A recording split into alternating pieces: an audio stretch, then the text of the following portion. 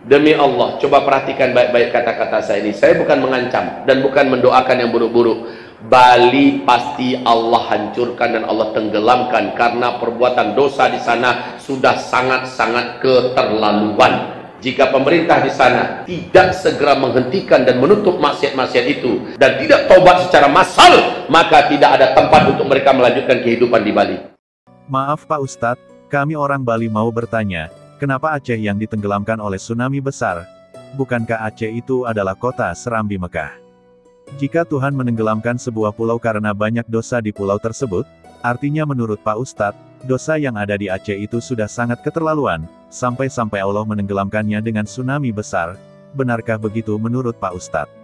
Asal Bapak Ustadz tahu, menurut survei Kementerian Agama tahun 2019, provinsi yang paling toleransi di Indonesia adalah, yang pertama itu Papua Barat, yang kedua itu Nusa Tenggara Timur, dan yang ketiga adalah Provinsi Bali. Dan provinsi paling intoleran di Indonesia adalah, yang pertama itu Aceh, yang kedua itu Sumatera Barat, dan yang ketiga itu adalah Jawa Barat. Dan asal Bapak Ustadz tahu juga, wisata seks berkedok halal itu adanya di Puncak Bogor, Jawa Barat Pak.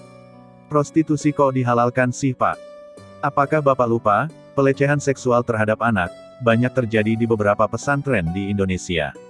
Di pesantren lo Pak Ustadz terjadi pelecehan seksual, bukan di kafe-kafe. Menurut kami Pak, di setiap daerah, di setiap tempat, akan selalu ada sisi gelapnya, termasuk juga di Bali. Di setiap tempat atau organisasi, akan selalu ada 10% orang baik, 10% orang yang tidak baik, dan 80%-nya adalah hanya menjadi pengikut dari 10% yang dominan. Jika di suatu kelas, yang menonjol adalah 10% orang-orang yang tidak baik, orang baik yang 10% hanya diam, maka 80% sisanya akan mengikuti jejak orang-orang yang tidak baik. Pertanyaannya, 80% di setiap daerah itu, menjadi pengikut 10% orang-orang intoleran, atau 10% yang toleran. Asal Bapak Ustadz tahu, kami di Bali, selain menjadi provinsi paling toleran, kami di Bali juga tetap menjaga ajaran leluhur kami sejak ribuan tahun yang lalu. Ajaran leluhur Bali dan Nusantara itulah yang membuat Pulau Bali dikunjungi oleh jutaan orang setiap tahunnya. Bahkan Pulau Bali beberapa kali dinobatkan sebagai destinasi wisata terbaik dunia.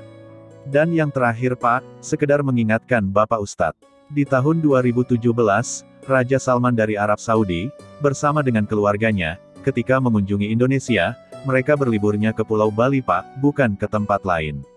Kenapa Raja Salman berliburnya ke Bali Pak? Karena Pulau Bali adalah surganya dunia, pulaunya dewata. Salam Rahayu, Rahayu, Rahayu.